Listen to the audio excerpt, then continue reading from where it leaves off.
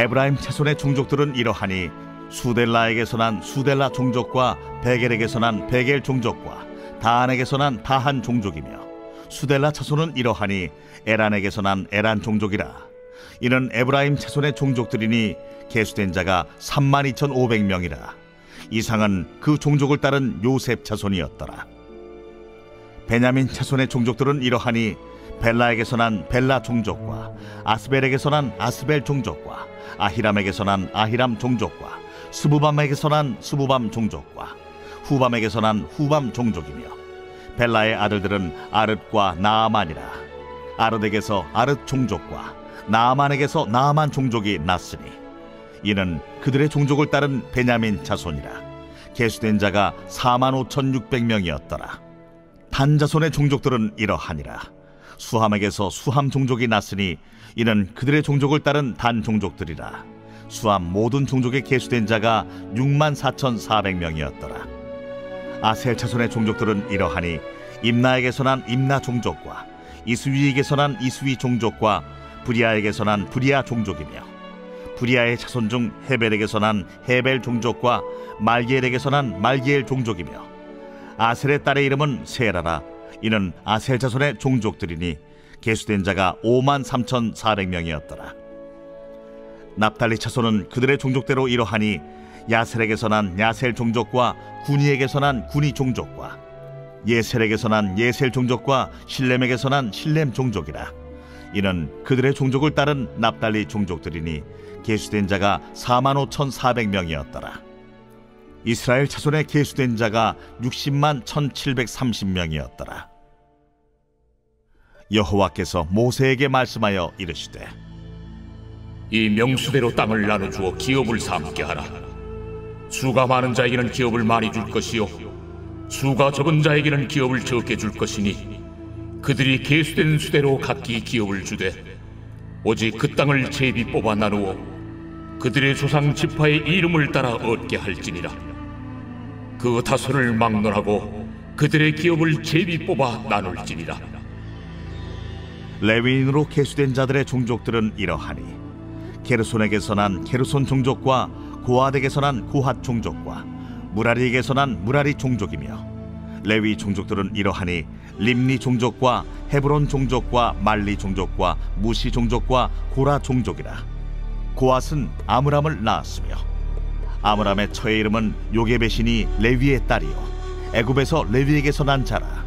그가 아므람에게서 아론과 모세와 그의 누이 미리암을 낳았고 아론에게서는 나답과 아비후와 엘르아살과 이다말이 낳았더니 나답과 아비후는 다른 물을 여호와 앞에 들이다가 죽었더라. 1개월 이상으로 계수된 레위인의 모든 남자는 23,000명이었더라. 그들은 이스라엘 자손 중 계수에 들지 아니하였으니 이는 이스라엘 자손 중에서 그들에게 준 기업이 없음이었더라. 이는 모세와 제사장 엘르아살이 계수한 자라. 그들이 여리고 맞은편 요단과 모압 평지에서 이스라엘 자손을 계수한 중에는 모세와 제사장 아론이 시내 광야에서 계수한 이스라엘 자손은 한 사람도 들지 못하였으니 이는 여호와께서 그들에게 대하여 말씀하시기를 그들이 반드시 광야에서 죽으리라 하셨습니다. 이러므로 여분네의 아들 갈렙과 눈의 아들 여호수아 외에는 한 사람도 남지 아니하였더라. 우리가 어제와 오늘 이틀 동안 이스라엘 백성의 2차 인구조사를 묵상하고 있거든요. 그런데 잘 알고 계시듯이 이 인구조사는 두 가지 목적을 가지고 있는데요. 하나가 싸움에 나갈 만한 사람의 숫자가 몇 명이나 되는가 이걸 파악하는 게 목적이고요. 그거보다 훨씬 중요한 두 번째 이유는 53절과 54절이 말하는 것처럼 이제 약속의 땅에 들어가면 땅을 분배해줘야 되는데 명수가 많은 지파는 많이 주고 명수가 적은 지파는 적게 줘야 되거든요. 그러니까 이런 기준으로 분배를 한다라고 할 때 가장 중요한 게 정확한 숫자의 파악인 거죠. 그런데 52절 이하의 말씀을 보면요. 약간 이상한 게 하나 있습니다. 그게 뭐냐? 지금 민수기에 등장하는 이스라엘 백성들도 그렇고 우리 중에 많은 사람들도 그렇게 생각하는데요. 지금 하나님께서 이스라엘 백성들에게 복을 주고 계시거든요. 그런데 하나님이 주고자 하시는 그 복이 뭐냐라는 겁니다. 그런데 지금 민수기의 백성이 생각하는 하나님의 복이 뭡니까? 요단 서편에 있는 가나안의 물리적인 땅. 그게 하나님이 주시는 복이라고 생각을 했다라는 거죠. 그런데 오늘 말씀에서는 하나 유심히 봐야 될 게 있는데요. 53절을 보시면 자, 명수대로 땅을 나누어 주는데 너희는 이 땅이 기업이 되게 하라. 이런 표현이 있습니다. 그러니까 언뜻 보면 땅이 곧 너희들의 기업이다라고 말하는 것 같지만 이 말씀을 자세히 보시면요. 땅과 하나님이 주신다라고 하는 기업이라는 이 개념이 상관관계가 있는 것은 분명해요. 그러나 명백하게 땅을 기업이라고 하지는 않는다라는 거죠. 이게 무슨 뜻이냐? 예를 들면 이런 겁니다. 여러분이 지금 TV를 틀면 유명한 배우의 마약 스캔들로 지금 온 나라가 떠들썩합니다. 이걸 잘 보세요. 배우로 성공해서 돈을 번다는 건 행복해지는 것과 상관관계는 있어요. 맞죠? 여러분 사람이 자신에게 찾아온 성공을 감사하고 그 영향력을 선하게 쓰면요. 당연히 행복해지겠죠. 그런데 이번 사건에서 우리가 분명히 보는 게 뭡니까? 유명한 것과 부유한 게 곧 행복으로 이어지는 건 아닐 수도 있다라는 거예요. 그렇게 성공하기 어렵다는 연예계에서 성공을 했습니다. 그리고 빌딩도 소유할 정도로 부유해졌어요. 그런데도 불구하고 엄청난 수치와 고통의 자리에 떨어질 수 있다라는 거예요. 그러니까 유명해지고 사랑받는다는 게 행복과 상관관계는 있지만 그 두 개가 같은 건 아니라는 거죠. 마찬가지로 하나님이 이스라엘 백성들에게 땅을 주시는 건 맞아요. 그런데 이 땅은 하나님이 주신다고 약속한 기업이 될 수도 있는데 그게 지옥으로 변할 수도 있다라는 거예요. 그러면 이 땅이 하나님이 주시는 기업이 된다. 이 말의 뜻이 뭐겠습니까? 여러분 이 기업의 히브리어가 나할라인데요. 이게 부모가 자녀에게 넘기는 유산을 의미하거든요. 그런데 하나님이 말씀하시는 기업, 즉 나할라는 한 가지 단서가 있습니다. 그게 뭐냐? 하나님이 택자에게 주시는 기업은 한 가지 특징이 있는데 그게 영원한 기업이라는 거죠. 그러니까 이런 겁니다. 우리가 지금 뭘 소유했든지 간에 그게 영원히 나와 함께하지 않는다. 그건 하나님이 말씀하시는 기업이 아니라는 거예요. 그런 관점에서 이 땅을 보세요. 하나님이 이스라엘 백성들에게 땅을 주시는데 그 백성이 이 땅을 영원히 가질 수 있습니까? 없어요. 여러분 사람이 아무리 많이 쳐줘도 약 80년에서 70년까지는 땅을 소유할 수 있지만 죽는 그날 그 소유권은 다른 사람에게 넘어가는 거예요. 영원히 가질 수는 없는 거죠. 가나안의 물리적인 땅은 그런 겁니다. 그러니 하나님이 백성에게 기업을 준다라고 할 때 그건 70년밖에 소유하지 못하는 물리적인 땅을 의미하는 게 아니라는 거죠. 그러면 우리가 영원히 소유하게 되는 그 기업이 뭐겠습니까?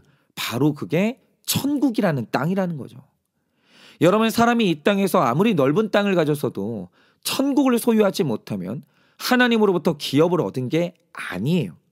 하나님이 우리에게 영원히 주신다고 말한 그 기업, 진짜 땅, 그것은 영원한 천국이라는 거죠. 그런데 여러분 이 영원하다는 거, 이 개념이 얼마나 중요한지 아십니까? 여러분 우리가 왜 신결혼을 그렇게 강조합니까? 제가 얼마 전에 니마 그 강을 건너지 마오라는 이 다큐 형식의 영화를 봤는데요. 저는 이런 게 가능한가 싶은데 이 영화의 주인공이 시골에 사시는 할머니 할아버지거든요. 그런데 이 두 분의 사이가요 그렇게 좋으신 거예요. 어딜 가든지 함께 다니시고 맛있는 게 있으면 서로를 챙겨주는데 얼마나 애틋하고 서로 얼마나 사랑하시는지 세상에 인간의 사랑 중에 이런 사랑도 있나? 그런 생각이 드는 겁니다.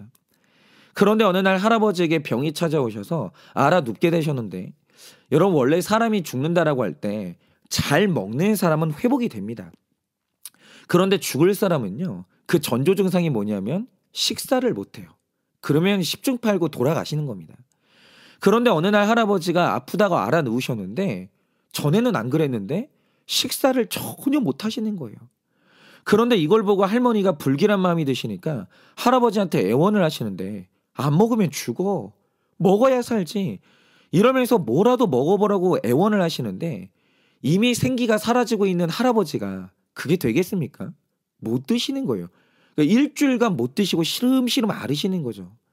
그러니까 할머니가 할아버지의 죽음을 직감하셨는지 정말 어린애처럼 우시는 거예요. 흐흑하고. 그러다가 아직 할아버지가 살아계시는데 어느 날 할머니가 하시는 일이 뭐냐? 할아버지를 정리하기 위해서 남편의 옷을 하나하나 태우기 시작합니다. 그리고 결국 할아버지는 그렇게 사랑하는 할머니를 세상에 남겨두고 돌아가시게 된 거죠. 그러니까 여러분 보세요. 사람이 결혼을 해서 평생의 반려자를 만난다. 너무너무 좋은 일이죠. 그런데 여러분 부부 사이가 아무리 좋다고 해도 배우자가 곧 기업이 아닐 수도 있는 거예요. 만약 내 배우자가 불신자가 되어서 살아있을 때는 같이 살았지만 천국에서는 영원히 함께하지 못한다. 그러면 영원하지 않은 배우자는요, 내 기업이 아닌 거예요. 그러나 내 배우자가 예수님을 믿어서 죽음 이후에도 영원히 나와 함께할 수 있다. 그럼 성경은 그 영원히 함께하는 사람을 너의 기업이다 이렇게 말해준다라는 거죠. 여러분 자녀도 마찬가지입니다. 시편 127편 3절을 보시면 자식은 여호와의 기업이라고 하는데 자녀가 내 기업이 되려면 중요한 조건이 있다라는 거죠. 그게 뭐겠습니까? 그 자녀가 믿음이 없어서 죽는 날 나와 같은 천국에 가지 못한다. 즉 그 자녀가 영원히 함께할 수 없다면 그 자녀는 내 자녀가 맞지만 하나님이 주신 기업은 아니라는 거죠. 여러분 우리 집에 사는 이 자녀가 내 기업이 되려면 나랑 같은 천국에 가서 영원히 함께할 수 있어야 되는 거예요. 그러니까 뭐든지 정확히 분별하셔야 되는 게요. 하나님은 우리에게 기업을 주시기 원하십니다. 그런데 그 기업이라는 것은 영원히 소유할 수 있는 게 여호와의 기업이지 영원하지 못한 건 나에게 주시는 기업이 아니라는 거예요. 그러니까 하나님이 이스라엘 백성들에게 가나안의 물리적 땅을 주셨는데 이 땅의 의미가 뭐겠습니까? 이 땅에 들어가서 거룩한 삶을 살아내고 이 땅에서 주시는 훈련을 잘 받으면 이 땅을 통해서 천국이라는 영원한 기업에 들어가는 거예요. 그 통로가 바로 가나안이라는 물리적 땅이라는 거죠. 마찬가지로 신가정은 그 자체가 우리의 기업이 아닙니다. 그러면 왜 가나안 땅 같은 신가정을 주시겠습니까? 그 가정을 통해 거룩한 삶을 잘 살아내고 부부가 함께 고난의 길을 잘 걸어가면 그 가정을 통해서 영원한 기업을 얻게 되는 거예요. 기업인 남편을 얻게 되고요. 기업인 아내를 얻게 됩니다. 하나님이 주신 기업인 자녀를 얻게 되는 거예요. 그러니까 가나안의 물리적 땅과 기업이라는 것은 상관관계는 있지만 그 땅이 하나님의 기업은 아니라는 거예요. 주시는 땅, 나의 가정, 나의 모든 관계는 기업을 얻는 데 필요한 수단이라는 거죠. 그러면 제가 오늘 여러분과 묵상하려고 하는 게 이런 겁니다. 자, 이제 이들이 가나안 땅에 들어가게 됩니다. 그 땅에서 나의 기업을 얻을 수도 있고 못 얻을 수도 있어요. 그러면 이 땅에서 나는 어떤 삶을 살아내야 그것이 기업으로 들어가는 통로가 되냐 이겁니다. 그래서 오늘 우리가 봐야 될 게 뭐냐면 자, 하나님이 여러분에게 어떤 땅을 주세요. 가정이라는 땅을 주실 수도 있어요. 직장이라는 땅을 주실 수도 있습니다. 배우자라는 땅을 주실 수도 있어요. 근데 중요한 건 뭐냐면 하나님이 주신 땅에서 그 땅에서 제일 먼저 감사하는 일에 성공을 해야 된다는 거예요. 자, 야곱이 등장하는 기록부터 지금까지 이스라엘의 역사를 보면요. 이들이 무려 470년 동안 자기 땅이 없이 살았습니다. 그러니까 430년은 남의 땅에서 종으로 살았고요. 그 땅을 나와서는 40년 동안 광야를 떠돌아 다녔습니다. 그러니까 사람이요. 안정적으로 살아갈 내 땅, 내 집이 없으면 바로 그게 사람을 말라 죽이는 불안함이 되고 온갖 서러움을 경험하면서 그렇게 살아야 되는 거죠. 이스라엘 백성들은요. 그 경험을 무려 470년을 한 거예요. 그래서 내 땅이 없다는 건 정말 힘든 일이 맞습니다. 그래서 그 모진 광야를 통과한 끝에 드디어 약속의 땅에 도착을 했어요. 그래서 이제 내 땅을 갖게 되는 건 좋은 일입니다. 그런데 땅을 갖는 건 좋았는데 내 땅에 들어가니까 그 다음에 일어난 일이 뭡니까? 어떤 지파는 숫자가 많아서 많은 땅을 나눠주는데 우리 지파는 숫자가 적다고 작은 땅을 주는 거예요. 완벽하게 공평한 게 불가능한 거죠.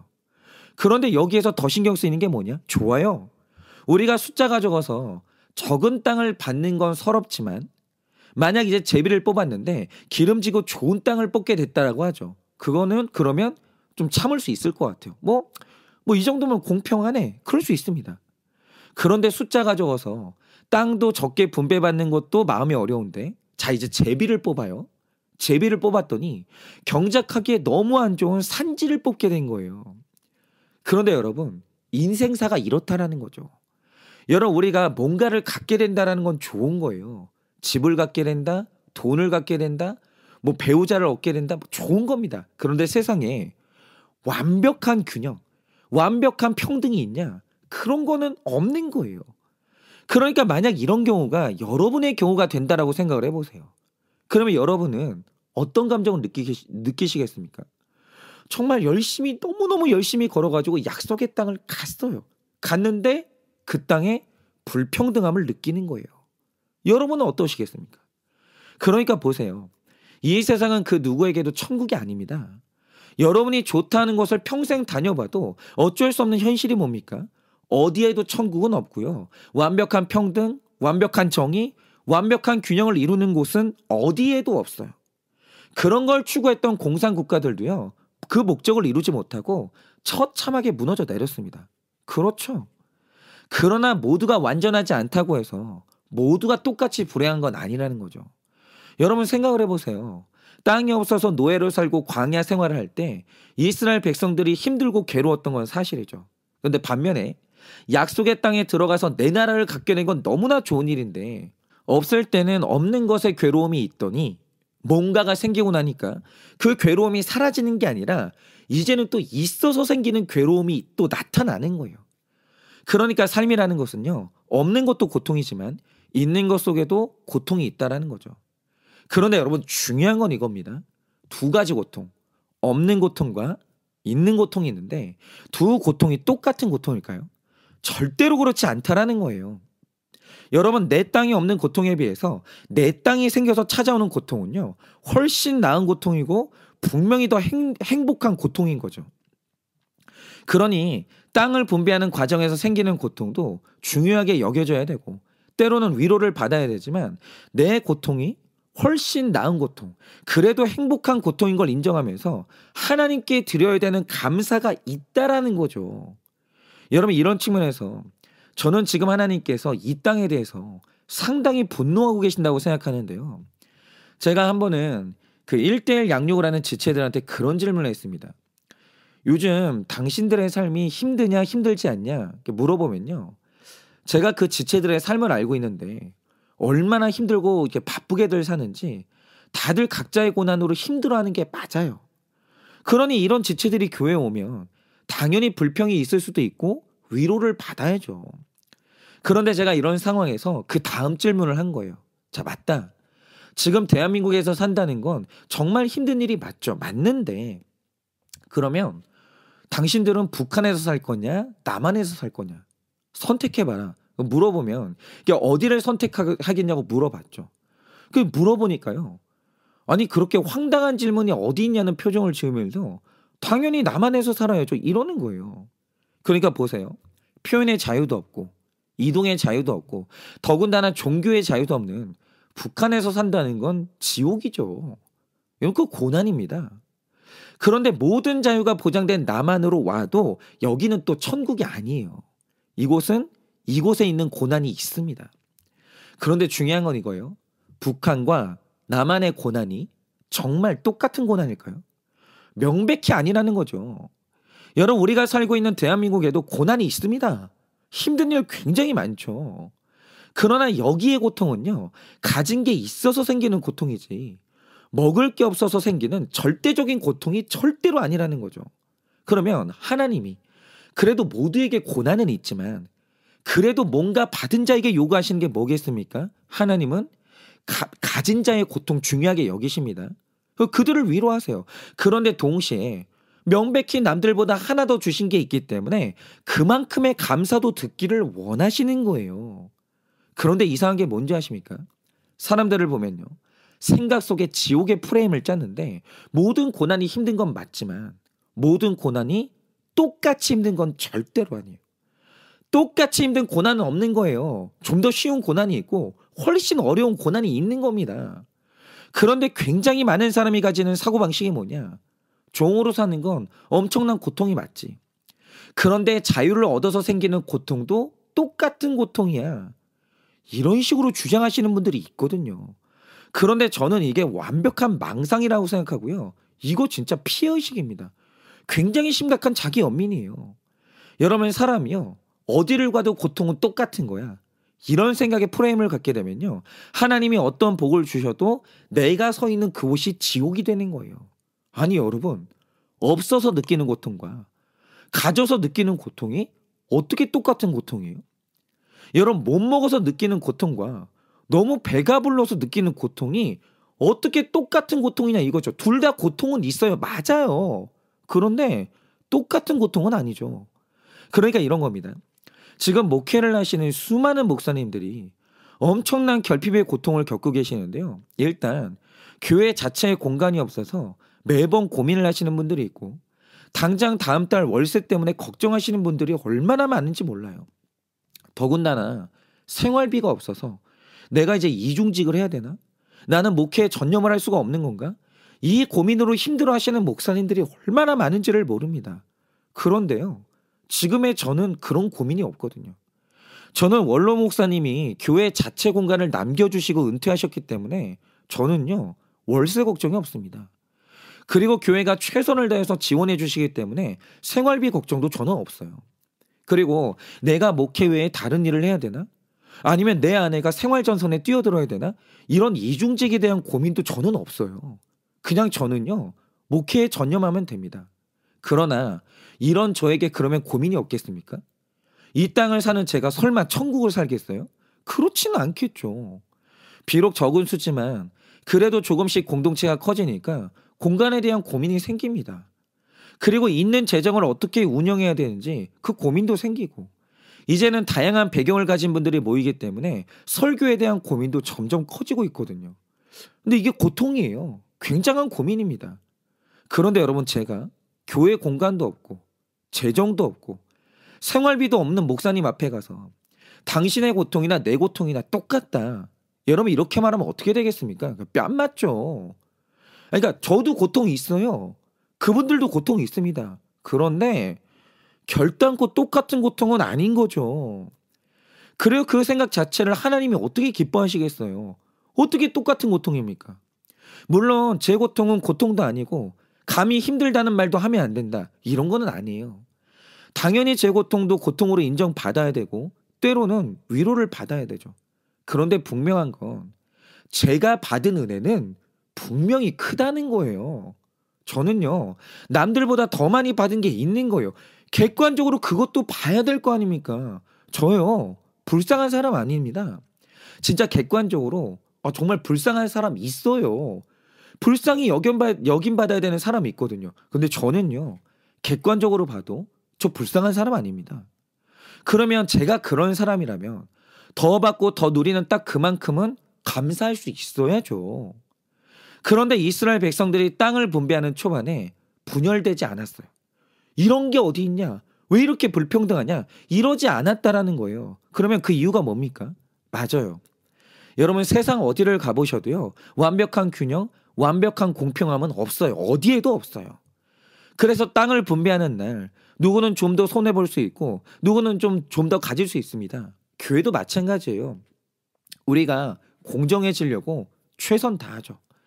정말 우리가 모든 사람을 따뜻하게 이제 사랑하려고 최선 다합니다. 그런데 교회라는 게 천국 아니거든요. 완벽한 지상교회 없거든요. 그래서 가다 보면 오해도 생기고 때로는 불평등도 일어나고 때로는 편애도 일어납니다. 뭐 어쩔 수는 없는 것 같아요. 그리고 명백히 이스라엘 백성들의 땅에서도 그런 일이 일어났죠. 여러분 갈렙 같은 경우는 아직도 아낙 자손이 있는 땅으로 가면서 좀 더 힘든 싸움이 있는 땅으로 갔어요.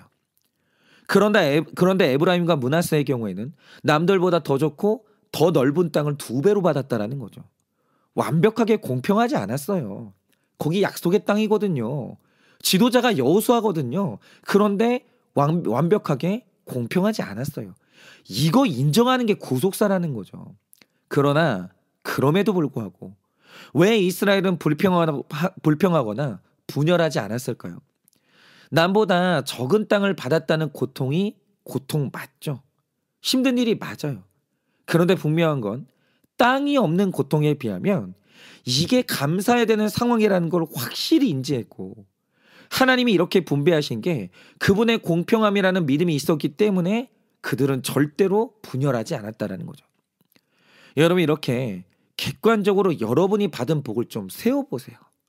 일단 여러분은 구원받았습니다.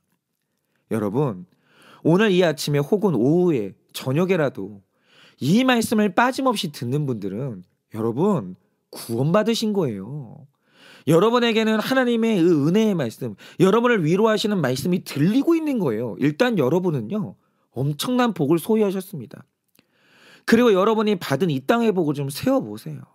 그러면 감사와 공평함에 대한 믿음이 있으니 고통 속에서도 감사하고 적게 받아도 분열하지 않을 수 있다라는 거죠. 여러분은 어떠십니까? 지금 성경이요. 가지지 못한 자의 고통은 소중히 여기는데 가진 자, 부자의 고통은 무시하고 그러지 않습니다. 모두가 가진 고통을요 성경은 중요하게 생각해요. 그래, 네 안에도 고통이 있구나. 다 인정해 주십니다. 모든 고통이 중요한 고통이에요. 그러나 여러분 잊지 마세요. 모든 고통이 똑같지는 않아요. 만약 여러분이 그런 식으로 주장하고 그런 식으로 생각한다. 그러면 그 프레임이 여러분 스스로를 지옥으로 만드는 거예요. 여러분의 고통이 실제하는 고통이 맞긴 하지만 똑같은 고통은 아니라는 거예요. 그러니 받으신 걸 세워보세요. 만약에 받은 게 있다면 그만큼은 감사할 줄을 아셔야 되고 구원받았으면 또 그만큼 감사할 줄 아는 게 여러분의 기업이라는 거죠. 그러니 오늘 하루 고통 중에서도 내가 받은 복을 세워봄으로 여러분의 자기 연민에서 이젠 뛰어나오시고 악한 세상에서 감사하는 여러분의 하루 되시기를 예수님의 이름으로 축원합니다. 여러분 오늘 수요일이니까 적용 질문 드립니다. 여러분의 배우자, 자녀, 물질은 기업이 되었습니까? 내가 남들보다 더 받은 것은 무엇입니까?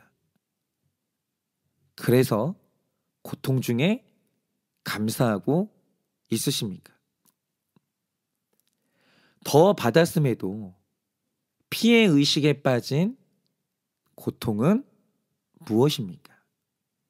오늘 하루 받은 복을 세워보면서 모든 종류의 자기 연민에서 빠져나오시는 여러분 되시길 예수님의 이름으로 축원합니다.